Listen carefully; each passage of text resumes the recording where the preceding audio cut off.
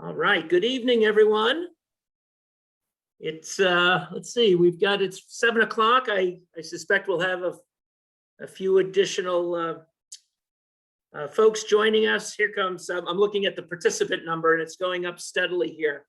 But I'd like to get us started right away, in large part because you're not joining this call to listen to me. But I do want to welcome you. I'm Dave McCusker, the head of school at MPH.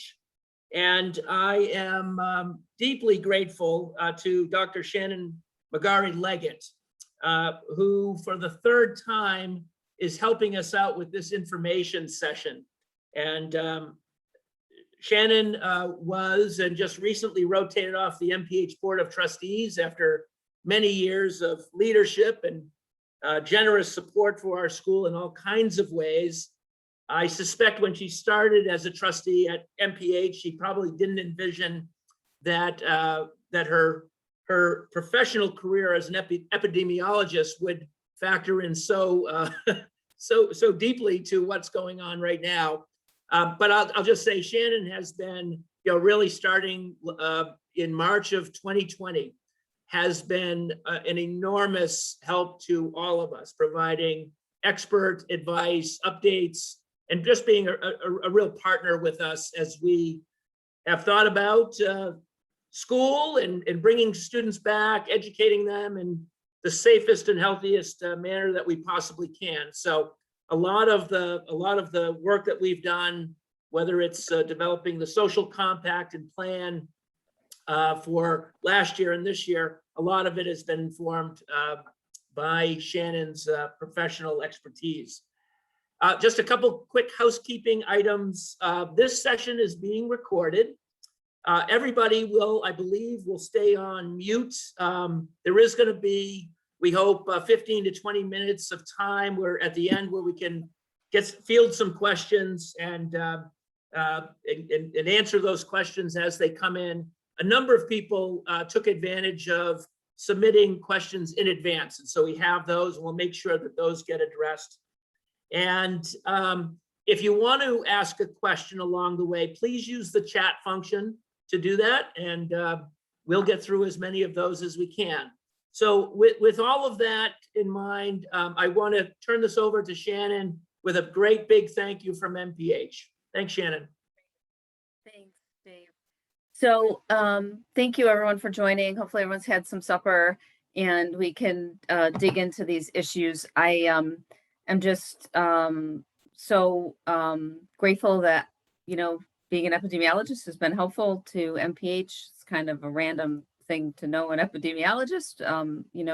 16 months ago, not a lot of people knew what we did or cared that much, but apparently we're going to be useful now. And so I want to bring some updates on COVID-19 with a lot of information on the Delta variant, what we know, and importantly, how that informs how we're going to keep our really important kiddos safe at school this year. So let me see if I can, there we go. So we'll start with a little bit of background in the current situation. We'll frame things. I want to talk about transmission because it's really important. If we understand how the virus is transmitted, we have a better chance of mitigating it. We'll walk through our standard hierarchy of controls for chemical, physical, and biological hazards. And then I have one slide on a crystal ball. It's pretty funny. My mother actually gave me a crystal ball a couple of months ago and it's broken. But I'll do my best to give you a guess. So here are the case counts. We watch this every day and night, and things seem to be leveling off. We're watching very closely. I've got clients in India who had a 10 to 12 week burn. I've got clients in the UK who are looking at another resurgence. And I think that the underlying concept of this is, I don't call these waves. I've stopped calling them waves because a wave is something that comes at you that you have no control over, right? This is data that reflects our choices, right? You get a pandemic when you have a bug and you have people behaving a certain way. To a very large extent, we actually have control over these data, okay? And so we'll have to wait and see. At the end, I've got some of the CDC spaghetti models and we can talk about them. I sincerely pray and hope that, we, are, turning things down and leveling off, with school starting. It's anyone's guess right now. In Onondaga County, things are tweaking up. We're about 6.6% positivity. This came from COVID Act Now. I don't know if anyone's looked at that site, but it's a great accumulation of data. They've done a great job. Anybody's business how this is going to go. I would really like to see things certainly below 5%, below 3% would be the best case scenario. Again, we'll have to wait and see. I want to make sure we level set on the routes of exposure for the Delta variant. I've got some information about what makes a variant, but the routes of exposure have not changed for this variant. We still are focused on the inhalation route of exposure. The absorption route from hand to dirty surfaces to eyes, nose, and mouth, we knew from SARS-CoV-1 that was going to be small. Outside of healthcare settings, it's small. We obviously want to keep surfaces clean and disinfected. And of course, the major route, the major mitigation there is good hand hygiene. And to date, there has been no ingestion route identified.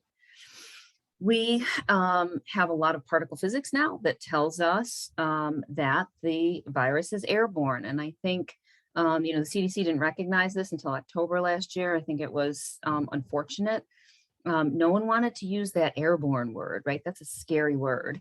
And when you think about a virus being airborne, you think of measles and scary things, but without hitting this head on and like calling a spade, I think we lost some ground in protecting folks. And so the large droplets, huge boulders, 100 microns, right? Just fall. They're going to fall within a meter or two. The small aerosol droplets, so the micronuclei less than 5 microns, are going to stay aloft. Technically speaking, they have very little mass, right? They're weightless. And so they're going to stay airborne in currents in the air and well-moving air, which we have for a very long period of time until they get diluted or filtered, okay? And so, those are going to travel 10 feet, 18 feet. They could in fact get entrained in the ventilation system, which is why we are so highly focused on ventilation. So just sort of recognizing that up front is really important. I show this slide, I like the colors, but it's to help us understand what's going on with these variants. And I found a reporter from the Times months ago, I think it was, called them scariants, right? And I want to take the scary part over what this virus does. The virus is doing precisely what it's supposed to do, which is to find new hosts, right? And it finds new hosts by changing it up. This is the family tree of SARS-CoV-2 right now. This is the GSAID, and it's all the families in the different clades.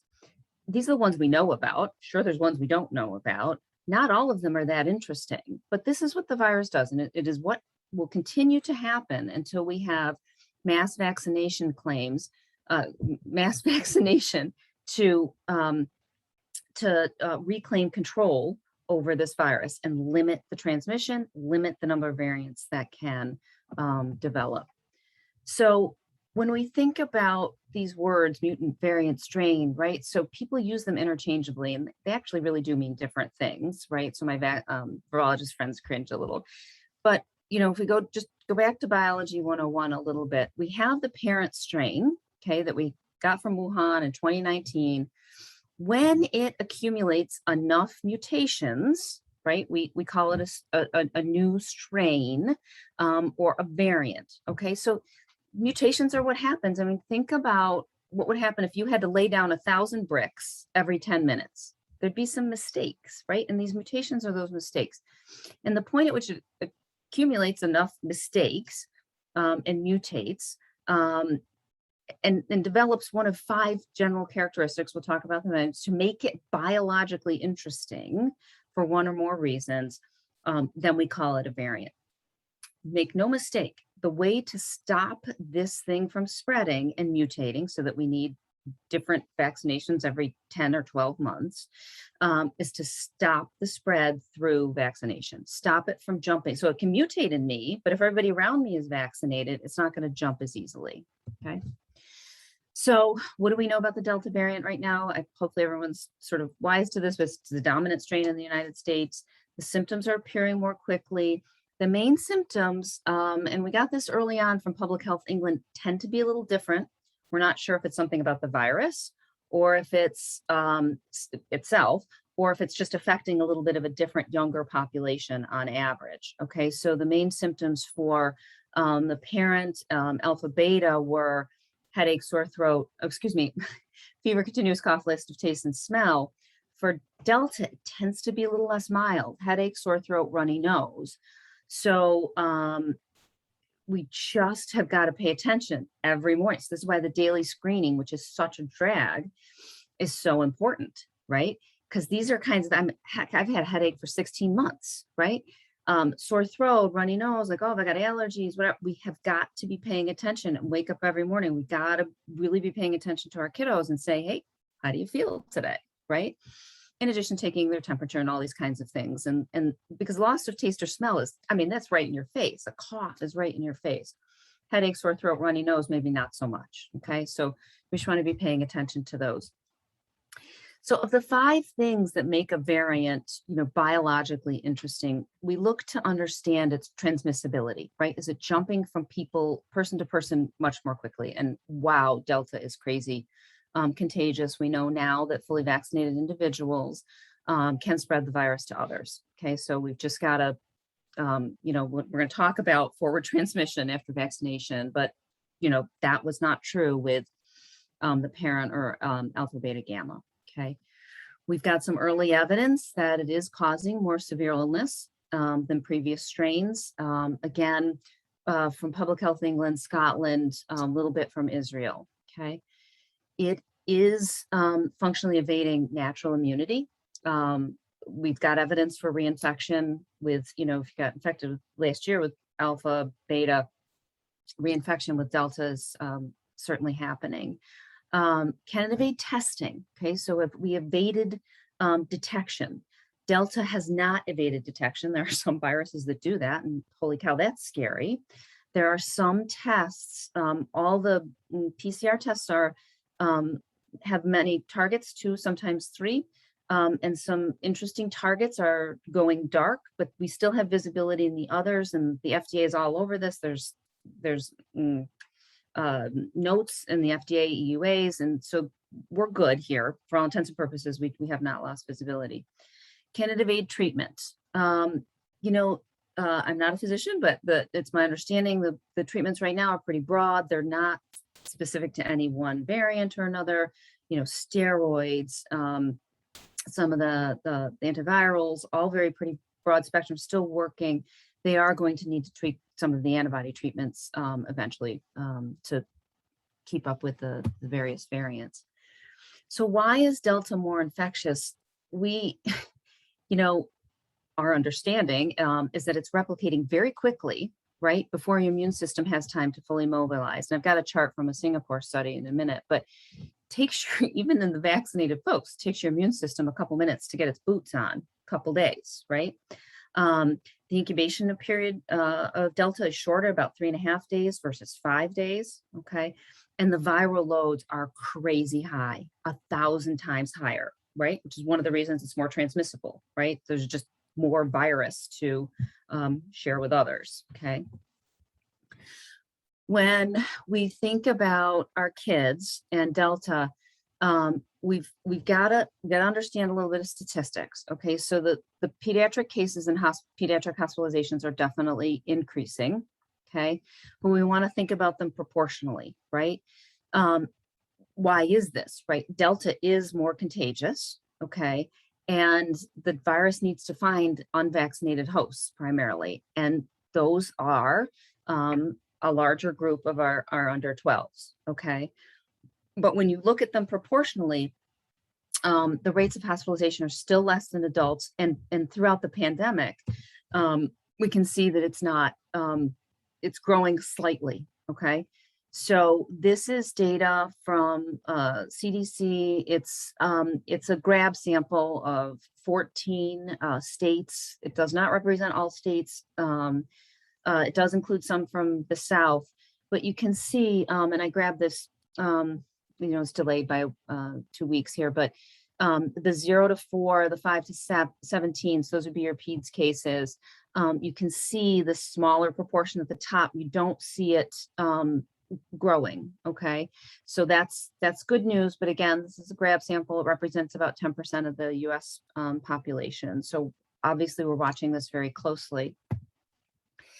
The prevailing theories about why children might be more protected have grown. We don't have the answer, right? We're going to study this for many years to come, but children don't seem to be getting as sick from Delta than any of the other strains. They don't seem to be getting in sick in general as the adults. Okay, most of the PEDS cases have been remaining asymptomatic or mildly symptomatic, and really importantly, again, they've been presenting with headache and fatigue, right? So different than adults, and so really paying attention to how your kids are feeling is really important. The proposed mechanisms are interesting. I think a lot of them are valid. Kids just have more robust immune systems. Some of the immunologists think that it's totally because we have an underdeveloped sinus. The virus can't take hold. They certainly have fewer comorbidities than adults. And this is an interesting theory because a lot of the serious PEDS hospitalizations, the kids do have comorbid conditions. But interestingly, even in that, couple months to 18, you still can see a potentiation of response with increased age. So the 18-year-olds are definitely doing better than the 2-year-olds, right? So excuse me, the other way around, the 2-year-olds are definitely still getting better than the 18-year-olds. You can even among the PEDS cases, you can see less serious illness in the super young ones. The kids have fewer ACE2 receptors, which is where the virus binds and takes hold. And this last one's really interesting, reduced endothelial cell and clotting function. So Todd, my husband, who's a nephrologist this whole time, has been thinking that this is an endothelial cell disease, whereby the endothelial cells line your blood vessels, and wherever this virus takes hold, it's forming microclots, and wherever that microclotting is happening, it's wreaking havoc, whether it's your brain in a stroke or your kidneys in acute kidney failure. So we'll be studying these things, but for the grace of God, children are not getting as sick. Okay, and that's still holding for Delta. So when I put my engineering hat back on and I look at chemical, physical, and biological hazards, this is the rubric we use. I present this in every single presentation because we are not defenseless. The ways in which we control Delta are the ways in which we control the parent, alpha, beta, and gamma, and we're gonna work this, right, and think about what's going on at school. So when we think about eliminating the hazard from the school or the workplace, we want to think about what was available when, right? So various things have come in and out of that triangle over the last 16 months. And, a year ago, we couldn't talk about the perfect elimination of a vaccination, right? And so I've got a lot of slides about the vaccination. I know it's a drag, but a daily screening is one of the most important ways we can keep, sick people off of campus. And then testing, in general, the US has sort of taken its eye off the ball of testing, all right? But we still, testing absolutely still has a critical role to play in keeping things down. I think I want to reset some expectations about vaccinations, right? So as a public health practitioner, not a physician, right? Physicians treat individuals. I think about larger groups of people. And I think the larger groups of people that I've been talking to seem to have a little bit of remorse about this vaccination. And I want to really redefine vaccination success right now, because we've had tremendous vaccination success. These vaccines are not failing. Okay, I'm going to tell you where there's some reduced efficacy, but they are not failing by any stretch of the imagination. We we immunize people for a number of reasons, right? Ideally, we would get what's called a sterilizing immunity, where bugs couldn't even take hold, right? You weren't even going to get infected. Most of the time, the majority of the time, we immunize folks to prevent disease, mild to severe hospitalization and death. Okay, so just want to reset what's going on here in the context, right? So the COVID vaccines were designed to prevent severe illness, all right, hospitalization and death by producing circulating antibodies. If you want to prevent infection and give someone a sterilizing immunity and serious illness, the vaccines would have to elicit a very different kind of response in your nose, throat, in your upper respiratory tract, as well as circulating. Okay, that's a very tall order, right? These vaccines were designed to prevent serious illness and death, okay? So this chart, literally I've got one person scouring data all day to update this chart. I mean, the data are coming in just like this, right? And it's so frustrating for me and my team, and any scientist on this call will just be frustrated. We're doing science right now. I heard this last week and it just meant so much to me. We're doing science by press release, right? We've got to get back to peer review. So some of these data have come in perfectly credible CDC releases. They've come from, Israeli websites that are great, but have not been peer reviewed. Some of it's coming from literally CNBC, right? And or the drug companies' websites, right? So this is what I know. And so there's a lot here, but I want, look over at the far right two columns, all right? So we're trying to compare original and the Delta variant.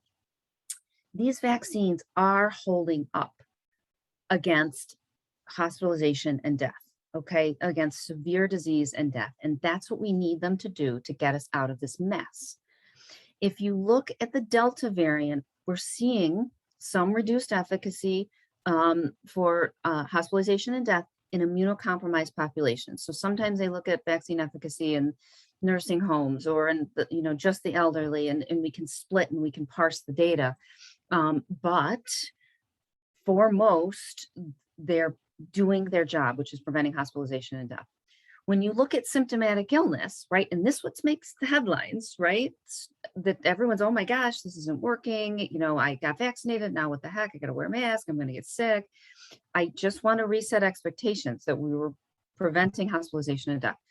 When you look at the Delta variant, and again, some waning immunity, a fair portion of us were immunized, 8 months ago, 9 months ago, 10 months ago. We can see some waning immunity for symptomatic illness. Okay, so 50% in immunocompromised populations, still holding up pretty well in UK adults. And again, this is a mix of vaccines. So we're going to talk about breakthrough infections. Okay, and so we're going to talk about math. We're going to talk about the stupid newspapers, right? If you've got 100 people that are vaccinated, 80 are fully vaccinated, 100 people, 80 are fully vaccinated, 20 are unvaccinated. You have 4 cases, right? So the headline is 4 cases. 50% of the cases were fully vaccinated, right? That's not fair. You got to look at the denominator. Of the 2 fully vaccinated, you still have, a 2.5% vaccine efficacy rate. Among the unvaccinated, those 2 cases represent 10%, right? So let's just be a little circumspect about a breakthrough infection, because as more people get vaccinated, you're going to have more breakthrough infections. This doesn't mean that the vaccine is failing, right? So it's just a little concept of math. I mean, the best analogy we use is shoplifting. Most shoplifting in this country is perpetrated by people that are right-handed. Well, that's because most people in this country are right-handed, right? So let's just sort of be circumspect on the headlines that we're seeing. If you pull the actual breakthrough numbers from the CDC for hospitalization and death, I grabbed these, again, these lag by a week or two. We had about 9,000 hospitalizations. We had about 2,000 vaccinated deaths, okay? And that's not really even that fair, okay? Because if you read the footnotes in the table, those 9,000 people didn't all get there because they had COVID-related symptoms. So somebody breaks their leg, they get to the hospital, they need to go to the OR, they're going to get a COVID test. So they got to the hospital with COVID, not because they had COVID. All right, so whatever. So those numbers are a little lower than that. But if you, at the worst case scenario, you take the 9,000 divided by the 171 fully vaccinated at the time, that's a 0.005% chance of hospitalization. And you take the 2,000 divided by 171 million, that's 0.001% chance of fatality. This is amazing vaccine success. Okay, so that's the expectation. That's what's going to get us out of this situation. I pulled this chart from Israel, who's doing a great job of presenting their data. I can't read Hebrew, but I can read the charts. So this is sort of a great graphic of how immunity is waning. Okay, and this is a good news for our kids, right? So follow me for a minute here. Based on when you got vaccinated, so these are the case rates among the vaccinated from June 20th to July 17th. So again, these data are a couple weeks old already, but it's still holding. These are the cases in Israel. Again, highly vaccinated country, 85, close to 85%. Based on when you got your vaccine, whether it was in January, February, March, or April, those are our 4 buckets. The purple on the end is everybody. Based on when you got your vaccine, you can watch immunity wane, okay, for infection and symptomatic infection. Okay, so they do a lot of surveillance testing there. So they are kind of catching asymptomatic people more regularly. But again, look at the far to right sets of bars. Regardless of when you got your vaccination, whether you were 10 months, 9 months, 8 months, 7 months out, it's still holding up for hospitalization and severe illness. Okay, so these data are encouraging. It means we probably need boosters. So what does this mean for our kids? So a couple of things. You got to balance the quality of your antibodies and the quantity of antibodies, right? So do we need to tweak the subsequent booster shots for various variants to make them more effective and targeted? Probably.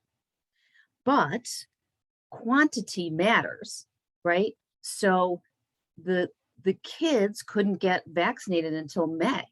So our kids right now, when they're going to get back together for school, are going to have higher titers, right? Our 12 to 18-year-olds that can get vaccinated now with Pfizer are going to have more antibodies. So I am hopeful that the quantity, even though the specificity might not be there, there's just going to be a massive quantity of the antibodies that are going to hold up for the younger folks as they get back together. Okay, so that's that quantity quality issue.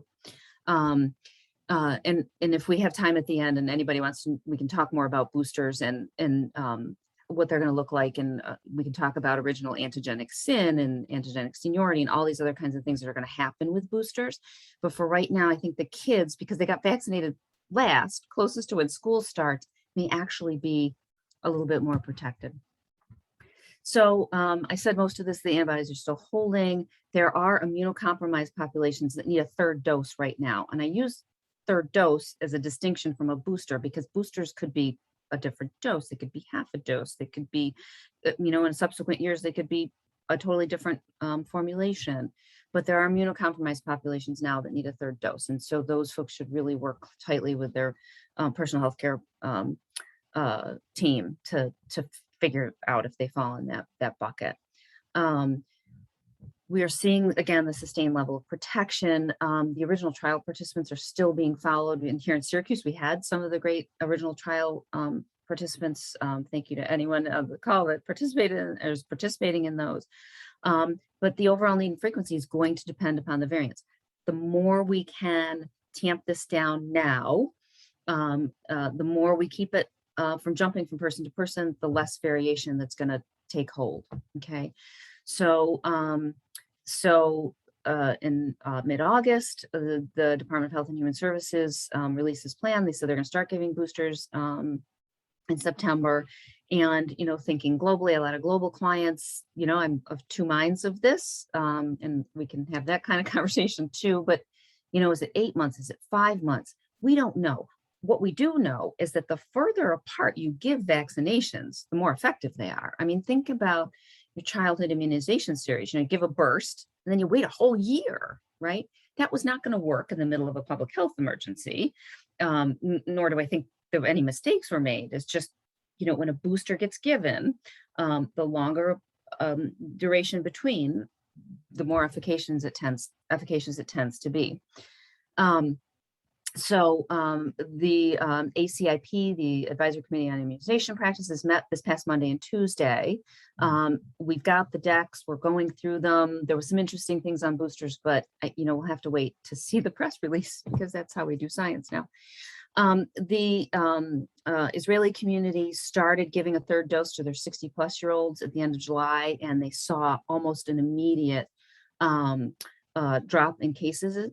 So, a couple weeks after the start of that third dose, because it was the same dose, and they watched breakthrough cases start decreasing almost immediately. So this sort of, gives us some hope that the boosters are going to work. There's something crazy about antigenic sin when you start giving multiple boosters that we've got to pay attention to. We watch it in the flu happen, and so we'll watch that here. So here's a huge one: transmission after vaccination. I mean, this was a holy cow when the CDC said, everybody said, put your mask back on. This wasn't happening with vaccinated folks. We had evidence with alpha, beta, and gamma, they could become infected, but we weren't seeing that they were infectious, right? That's changed with Delta, okay? We have a paper from Singapore that shows us for the first 5 days of infection, the vaccinated and the unvaccinated infected have similar viral loads. These are just particles, right? We have another paper from the Netherlands that tells us not all of those virus particles are actually viable in the vaccinated. Okay, so the vaccinated might not be as infectious as we thought. It was 161 people. We're going to keep looking at that, okay? But that was largely the motivation to put our masks back on, even if we're vaccinated, okay? Good news is vaccinated infected people, much sharper drop in decline of virus, and the symptom breakthrough in general has been more mild and a shorter duration, okay? We've had a lot of conversations about this, and some of them are just public health ethos, and some of them are science. Natural infection is not a way out of this pandemic. It would be inhumane. The death toll would be enormous. I know there's a lot of conversation about that early on. Is absolutely not the way to get out of this. Natural infection does provide some protection. It's highly variable, right? We have evidence of some people that have been infected that never mounted any kind of antibody response, okay? We know that after you've been infected, you have maybe a couple months of infection. We know after 6 months from an MMWR, the rate of reinfection is lower than if you had never been infected or vaccinated. So that's good, gets you something, right? But we know that unvaccinated people who've had COVID are more than twice as likely to be reinfected compared with folks that are fully vaccinated. Okay, and so that's really important. Okay, antibody titers are going to vary widely, and some folks don't mount a response. Vaccination is rigged to make sure you have a targeted response. For most folks, it will induce neutralizing antibodies, okay, that we can correlate with protection against the virus. So I don't want anyone counting on natural infection to protect you. It's a big roll of the dice, right? Could be fine, could get seriously sick. Reinfection, certainly there's evidence for that. We're watching some communities very closely in South Africa. They, had large outbreaks with the beta strain. Folks are getting reinfected with Delta. We're watching Brazil very closely for a number of reasons. One, because Lambda hasn't outcompeted P1 and P2, but Again, talking with our Brazilian colleagues, they're watching people get reinfected with P2 after very large outbreaks in this one community in Manaus, where they absolutely really should have had, herd immunity as that holy grail of reinfections with P2 this year. So we're watching very closely. So if you still had COVID, the CDC absolutely recommends that you get vaccinated. The flu vaccinations. This is absolutely critical. Everyone should get their flu shot this fall anyway. Again, we don't need a twin-demic on our hands, but we got a couple papers now. Something very interesting is going on with your flu vaccination and ability to fight SARS-CoV-2 infection. There's an adjuvant in the flu shot, MF59, that helps you potentiate your immune response to SARS-CoV-2, just like that, okay? There's no cross-reactivity with the antibodies. It just helps you deal with SARS-CoV-2 if and when you see it. There's also a couple of inducible mechanisms in your immune system that getting your flu vaccination helps you fight SARS-CoV-2 as well as other things. So it helps produce ACE2 antibodies. It helps produce natural killer T cells. There's a whole host of about 4 or 5 proposed mechanisms, but we do know that 30, 60, 90 days after your flu vaccination, subsequent SARS-CoV-2 infection, those folks have way fewer incidents of sepsis, stroke, blood clots, and emergency and ICU admits. Okay, so we want to make sure you get them. And critically, children can get their flu vaccinations, right? So our under 12s can't get the COVID shot yet, but they can get their flu vaccinations. And I just want to remind everyone to make sure that they're up to date on all of their childhood immunizations. A lot of basic healthcare has gone by the wayside this past year at all age groups. And we want to make sure that we're staying up to date on the flu vaccinations. I think I've beaten a dead horse on the daily screens. I get it. They're a drag. I've got to do mine before I go to the office on my app. And I've got clients going, oh gosh, can we stop this? And the answer is no, absolutely not. I'm of a vintage where you got up and you went to work and you toughed it out, and that cannot happen anymore for ourselves and our kids. So really having what I know we have at MPH is that strong community of protecting each other, and this is absolutely the first thing you can do each day to be respectful of each other. Testing is really important. I think certainly if you're symptomatic, if you've had close contact, the testing situation now is not perfect. It's definitely better than we talked last spring and even last fall. There's many over-the-counter and direct-to-consumer options now. I'm taking care of my mother who's 81 and who's very sick, and so I have a stash of antigen kits in the bathroom. It's 15 minutes. It's mix, pour, stir, super easy, $10 a piece. And we've seen I'm a big fan of antigen kits. If you repeat the antigen test twice a week, you can get its positive predictive value up close to a PCR test, which may take days. It costs $100 or more, $150. So I'm a big fan of the antigen kits, particularly when we've got kids around and they're vulnerable, they're under 12, they could get vaccinated. Having some of these around could be really important. There's a lot of junk on the internet, and so we want to make sure we're looking on the box for that FDA EUA certification. Okay. So when we jump out of elimination controls, right? Because that is the best way to eliminate a hazard from your life, is to just eliminate it.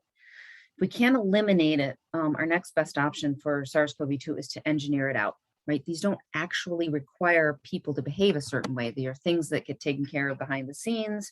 And we have cadres of certified industrial hygienists. I don't know if anyone knows what an industrial hygienist is, but they're like a dental hygienist. An industrial hygienist cleans up the workplace. And so there's a well-recognized certification for that. And they go around and do all of our ventilation evaluations at my firm. And once we fully recognized how airborne this virus could be and what that component was versus the large droplets, which are just going to fall out quickly. We wanted to make sure we were aligning with the ASHRAE guidelines. And so ASHRAE is the American Society of Heating, Refrigeration, and Air Conditioning Engineers. They formulated a pandemic task force last April. They sort of always had an aerosols committee, but they pulled together this pandemic task force, and I got a slide on that, but I'm going to tell you where we aligned at MPH, but we were absolutely focused on the ventilation very early on. Barriers have been an interesting subject. You know, we have to consider them very carefully. In some situations, when we do our CFD modeling and look at airflows and fluid dynamics, they actually kind of hinder flow, right, in some places. So we got to make sure that we're not disturbing the ventilation system from doing its filtration and ventilation and filtration from doing its job, right? In some cases, they're just a reminder to stay a little bit back, right? Just highly exposed to like a cashier or you know, someone in a reception area who needs some, you're seeing a lot of people all day long. It's probably a more appropriate use there. Here's a summary of the ASHRAE guidelines. I'm not going to go through this, but when you think about ventilation and filtration, we think about getting a lot of fresh air. We think about filtering out particles. And so there's been an upgrade of all the filters where the fans could achieve that pressure drop to MERV 13 on campus. Where they couldn't, we spec'd out HEPA filtration to get you fresh, what's called fresh air equivalents. And so Dave's got some more numbers than I have on that, but so where we couldn't get that MERV 13 filtration, we put in HEPA filtration into the rooms. A lot of this is great because a lot of the rooms at MPH still have windows that can open, and the best ventilation is outside. And so we're doing a lot outside where we can. And certainly sort of the other three buckets, or the last two buckets, commissioning operation, really tend to maintenance. And so, you know, we vetted the contractors that are taking care of the ventilation system, and they're doing routine filter changes and maintenance, you know, making sure that fresh air dampers aren't rusted shut and stupid things. And so I feel quite good about the ventilation on campus. Administratively, you know, we're doing a lot, right? So distancing in a highly vaccinated community that's masked, maybe a little less important. Cleaning, sensible cleaning, right? So, you know, early on, I just shaking my head, you know, I also serve as the president of the Northeast Biological Safety Association, and I watched people scrubbing everything every 10 minutes. And maybe they needed to do that. Maybe that was psychologically the thing that folks needed to do, but we got to pull back on that to where it's sensible, because over the last year and a half, I've responded to a whole bunch of chemical spills and chemical burns. And it's sort of like, we just can't willy-nilly introduce a bunch of chemicals into a space, right? So getting this to clean and disinfect sensibly, since we know that route of transmission is a very small percentage point of it. And again, it's really about good hand hygiene, right? The cornerstone of public health. And then all of our gathering protocols. So the potting and, you know, working with smaller groups and how do you hold band together? And so all those thoughtful pieces about gathering, we've been working on heavily. I'm going to go quickly through the next few slides because I definitely want to take time for questions, but, you know, we've hopefully, you know, seen this and gone, wow, these vaccines really work. So there's an outbreak down in Cape Cod out at the very end, which is a really fun place in Provincetown. If nobody's been to P-Town, they should make it a life mission. Out of that, you know, there was obviously other motivation, but this was one of the large motivating factors for CDC to say, hey, you know what, vaccinated people got to put their masks back on. As of mid-August, there was 965 cases in an outbreak in this community that was 75% vaccinated. Okay, so crazy high vaccination rates, probably not high enough for this herd immunity concept. But of those, we had 7 hospitalized and no deaths, right? So it was sort of like, hey, these vaccines are really working, but vaccinated people can probably still forward transmit. Okay. So here's a little bit more of that mass motivation. This is the Singapore study I was talking about, where you can see the red are the unvaccinated, the green are the vaccinated. You can see those first few days, and this is measures virus particles, doesn't tell us about their viability, just tells particles, generally correlates, but we can see the first few days of infection, the vaccinated and the unvaccinated have similar viral loads. We've got that Netherlands study that tells us that those particles aren't in the vaccinated, aren't as viable as the unvaccinated. So, it's good early news. So masking absolutely remains a critical control. It doesn't necessarily mean that we can eliminate masking when we're vaccinated. Outdoor, definitely less risk, but let's be circumspect. I don't know if you've all went outdoor dining last winter. I'm looking at some of these situations going, wow, that looks really cozy. Like, is that really outside? So just be a little your shoulder to shoulder, is that really outside? So just be careful there. I want to make sure everyone's seen these pictures. This is from NIOSH, our National Institutes of Occupational Safety and Health, as part of CDC. I am a big fan of the surgical masks. We stopped using cloth masks in the 50s when we got melt blown and spun bound polypropylene in 3-ply, super high bacterial filtering efficiencies, but they gap on the sides. So the way to improve on the far right, so you can put a cloth mask over it, right? Putting 2 surgical masks on doesn't actually close the gaps very well. You can put a cloth mask over that, but that might not be as easy to breathe through. Tying a knot very tight to the edge of the fabric and then simply looping it over your ears, right? In the normal way, not even with the twist, will get that fabric to stick tight to your face. Because remember, an N95, for instance, right, the holy grail of particle masks these days, works for 2 reasons: because of the fit in the fabric. Without one or the other, it's not going to work. You could have a great N95, best fabric ever. If it's hanging around your neck, it's not going to work, right? So we want to close up those gaps. And so the studies that they did with those gaps closed with a knot and tuck, it improved filtering efficiency about 77%. So huge increases in efficiency. Okay. So here's some crystal ball slides. These are spaghetti models from CDC. You look at these things and you go, well, you could take a wag. So in the footnotes, so all the, major schools of public health and MIT and some of the interesting financial models actually apply to these. So this is what they say on the left-hand side. On the right-hand side, and then you can look at all the notes, right? So they, again, the major variation in these models is people's behaviors, right? And the rate at which they get vaccinated, but largely their behaviors, right? Because we're not going to get out of this mess just because of vaccinations. We still need our other NPIs or our non-pharmaceutical interventions, right? We still need our masks. We still probably need to stay a little bit away from each other, not gather in large crowds, right? So on the right, if you congregate those models, it is predicting that things are going to level off. Let's hope we're going to get that way. The UK had a little leveling, and now it's peaked again after their Freedom Day and soccer. We're not taking away their soccer. Let's just see what happens here with the start of school. I hope I'm cautiously optimistic that things are leveling off, but again, large on the behaviors.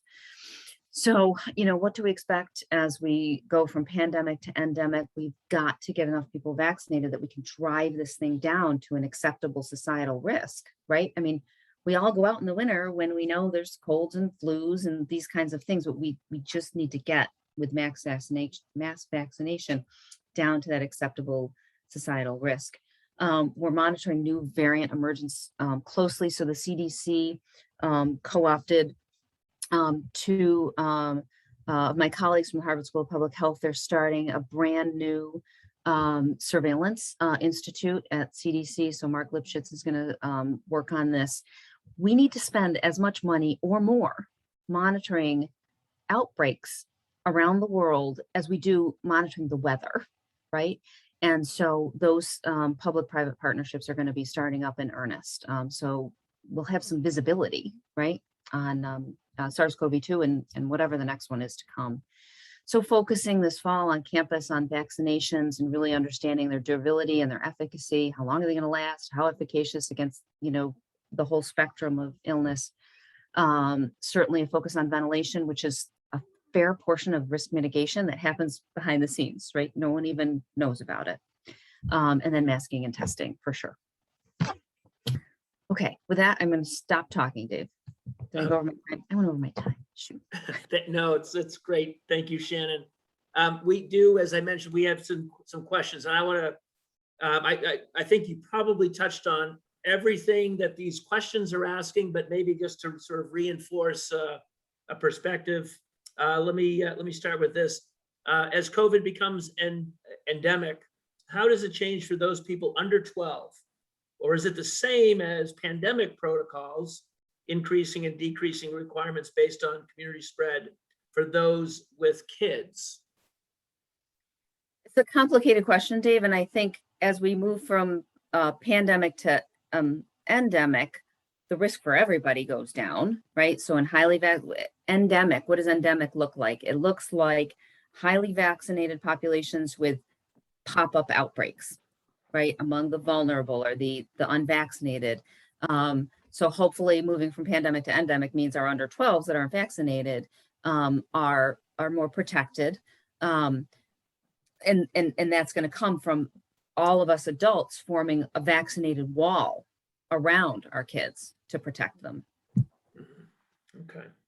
Again, you've touched on this already, but just maybe to reinforce, please explain your thoughts on the upside and downside of masks in the classroom. Yeah, and so this is a developmental thing. So the upside for me, absolutely, as a scientist, is going to limit transmission. We do not need more data on how effective masks are. They work, right? And they work pretty much in both ways, right? From a developmental standpoint, I don't think Amy is on. Maybe she can unmute and just answer sort of. I've heard pediatricians talk on various webinars about how kids are actually still able to take cues, social cues, but I don't know if Amy wants to comment on the developmental aspect of it. Hi, Shannon. Hi, everyone. One of the things that we did even tonight for our lower school open house is we post pictures all around campus and in the classrooms of the teachers with the masks off. So the kids immediately have that kind of visual. And we do a lot too, where we teach them some things at the beginning of the year about hand gestures or like call and response things where they just can have more explicit teaching on those social cues because we know that we can't show our faces inside. We have the masks on. And then we try to do a lot too, so that they're outside with us and our masks are off and theirs, so that bond is still there and they can see our faces. Great.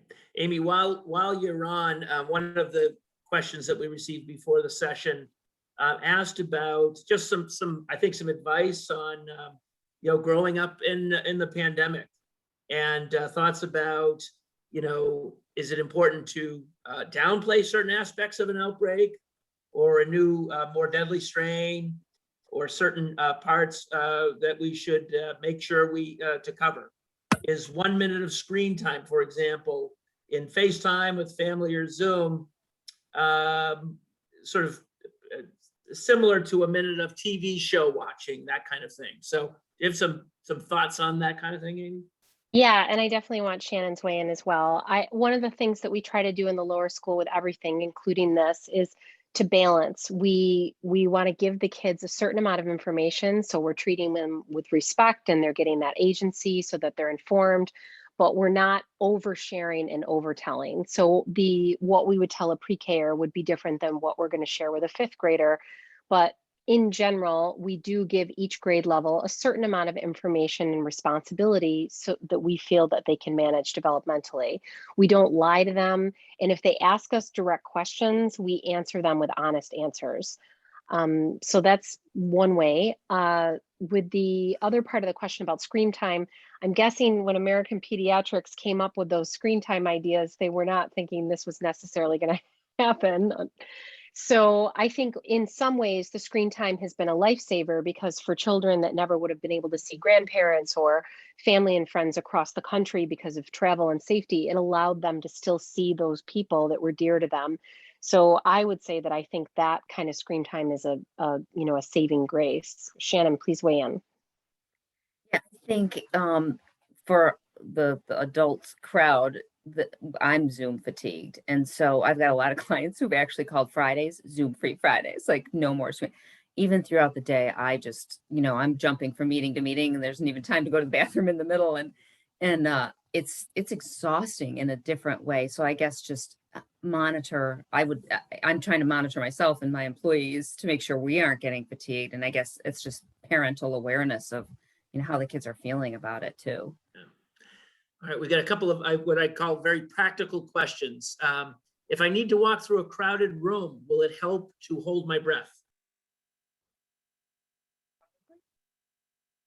But I still have my mask on. If I were walking through a crowded room, I'd have my mask on anyway. Okay.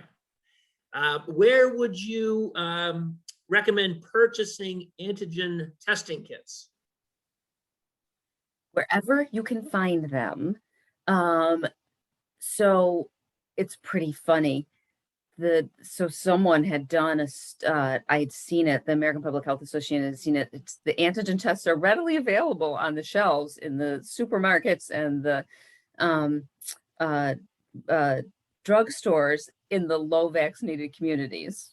So it's just kind of a comment. So you can get them in the drugstores, you can get them in the supermarkets. I used to be able to even get them at BJ's, whatever. What happened was this past spring, when things started looking better, I know this, so Abbott Labs let go a lot of employees. They actually destroyed some of the kit making equipment, whatever. So now there's like this shortage again, which is crazy, but there's so many out there. Again, go surfing on the internet, but make sure you're looking for that FDA EUA. I'm out in Cas, so Todd got some up at the Walgreens. They were there. They have them in 2 or 3 places. You kind of got to go find them, like on the end cap or whatever, but they're available. I did try to order some more Binex Now kits from Amazon a couple weeks ago, and they said they were out. So, all right. Just as I want to make sure that we make clear to our families, Shannon, you underscored the importance of daily health screening. We agree with that, and we're continuing with that. It's just our methodology is going to be different, and we're asking families to look at on a daily basis a set of criteria. And the idea for us is by bringing your child to the school, you are attesting to the fact that they are healthy when they arrive, that they don't have some of the symptoms that or the symptoms that we've outlined. All right, when people get the 3rd booster shot, or I don't know if the first 2 are considered booster shots, but when people get a booster shot, does it have to be the same brand as the first 2 shots, or is there a benefit to mixing? yeah, I don't know the answer to, well, I can tell you the CDC has said stick with the same manufacturer. And it just cracks me up that I don't think anyone has ever known the manufacturer of any other vaccine they've ever gotten. But the current recommendation is to stick with what you got. But I can tell you, there's a lot of interesting natural experimentation going on right now. Okay, so I've got Asia Pacific clients who had the Chinese Sinovac and Sinopharm, and now they're boosting with AstraZeneca. I've had clients in India boosting with an RNA vaccine when the initial platform was a nanoviral vector. We'll know the answer to that question shortly. But the answer is there's a lot of interesting immunological reasons, and I am not an expert at this, that it might make sense to switch platforms. So we will know in a couple of months what's going to happen. Okay, I'm gonna see if I can squeeze this last one in here. I'm gonna do my best to kind of bring it down to the essential question, but there was a consideration around different older populations having being vaccinated, et cetera, and then children have not had as significant a response to COVID. The question about long-term issues with the vaccine versus long-term side effects of the virus come into question. Do you have thoughts on that dynamic? Yeah, so you give vaccines to perfectly healthy people, so you got to be really careful, right? And you got to be really careful with our kids, right? So I know we're all frustrated. Our 5 to 11-year-olds probably aren't going to get vaccinated until late this year, early next year, because they had to go back to the drawing board. They had to sort out the dosing again. Kids are not just little adults, right? So we have to be super careful. They started all over again with the trials because they had to look at a half a dose, the timing between the doses, and it's time well spent, right? We know throughout vaccine history that the Children's Hospital of Philadelphia did a great piece on this. Throughout vaccination history, none of the side effects or the long-term concerns other than Guillain-Barré disease from flu vaccination, and they're still not even clear because flu can cause Guillain-Barré disease, has anything panned out greater than 3 months, right? So side effects like an allergic reaction, right? Or with yellow fever, the neurologic, I am totally forgetting this, that was associated with the preservative.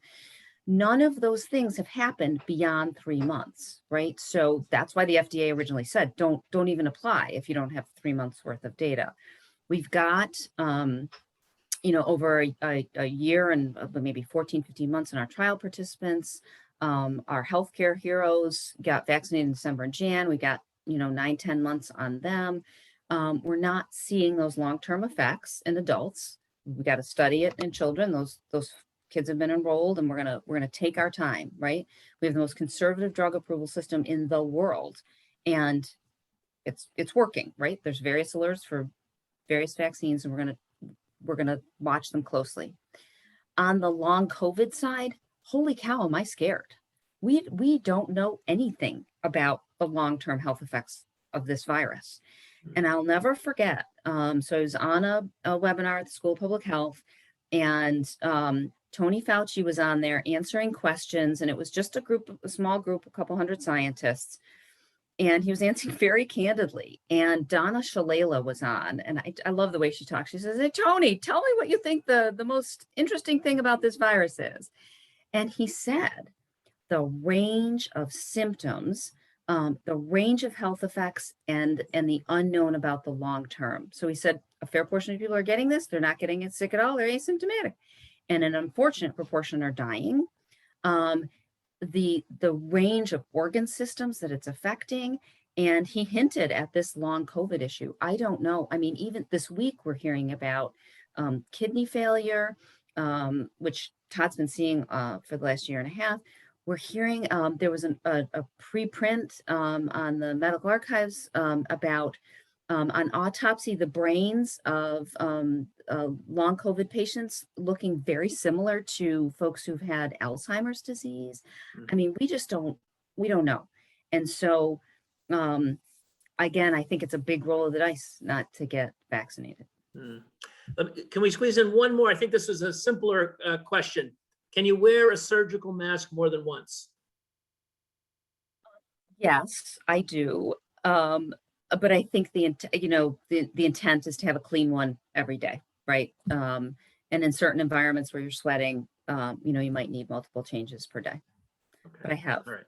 I hang it in my car, and if I'm dashing into the grocery store, I'll put one on in the car. But now I have them in every coat pocket, every bag, they're everywhere now. Right. All right. Well, Shannon, thank you.